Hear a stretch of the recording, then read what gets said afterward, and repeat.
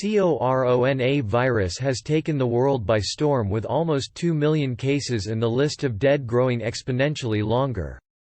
As the crisis deepens, unearthed reports reveal how a new Bretton Woods could be key to restoring life after COVID-19. The coronavirus outbreak will turn global economic growth sharply negative this year, the head of the International Monetary Fund (IMF), Kristalina Georgieva, has warned.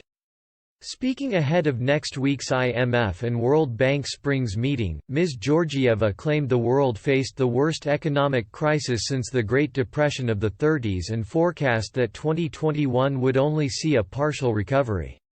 The IMF's managing director said, "Just 3 months ago, we expected positive per capita income growth in over 160 of our member countries in 2020. Today, that number has been turned on its head. We now project that over 170 countries will experience. In fact, we anticipate the worst economic fallout since the Great Depression." Meanwhile, the U.S. reported that the number of Americans seeking unemployment benefits had surged for the third week by 6.6 million, bringing the total over that period to more than 16 million Americans. Separately, UK-based charity organisation Oxfam has warned that the economic fallout from the spread of COVID-19 could force more than 500 million more people into poverty. As the crisis deepens, unearthed reports reveal how a new Bretton Woods could be key to restoring life after COVID-19. Towards the end of World War II, the Allies came together in 1944 to plan a new economic order for the post-war world. At the conference in Bretton Woods, New Hampshire, 44 Allied countries met under the intellectual leadership of senior U.S. Treasury official Harry Dexter White and British The conference envisaged new rules to prevent countries following the beggar thy neighbor policies that had led to the Great Depression. It established the International Monetary Fund (IMF) and World Bank as the key institutions to manage this new world order. This new structure was initially successful in allowing the world to recover after the war.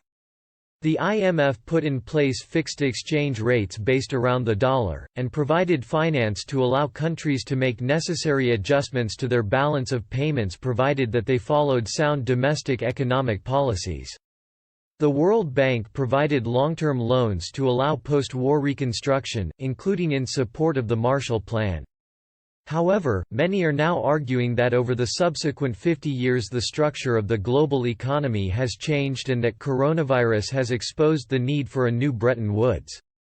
In an exclusive interview with Express.co.uk, Italian MEP Antonio Maria Rinaldi and former Labour Minister Gisela, Mr. Rinaldi said, "The current system is destined to fail. We need a new Bretton Woods and define a new system of monetary management. The current one does not work. The first stress test, coronavirus, has proved it is completely ineffective." Ms. Stewart echoed Mr. Rinaldi's comments and added, "A new Bretton Woods is similar to what Gordon Brown is proposing, and he is right. What this crisis has shown us is that those post-World War II institutions do not work. The US took very much a lead in reaching out to Europe, to get it back on its feet after the war. But that lead is currently missing and those institutions find it difficult to respond to this crisis." According to a recent report, even before the coronavirus hit, questions were percolating among some economists and monetary officials over whether the dollar-based system established at Bretton Woods. A Princeton University economics professor who has advised the International Monetary Fund told CoinDesk, "I wouldn't rule out anything at this point." Former Governor of the Bank of England, Mark Carney, floated the idea of a synthetic hegemonic currency, possibly based on new digital asset technologies, to reduce the dollar's domineering influence on global trade. China, the world's second-largest economy, has been pressing forward with a digital version of its yuan that might be used more widely in global trade. And Facebook proposed to create its own payment token, Libra.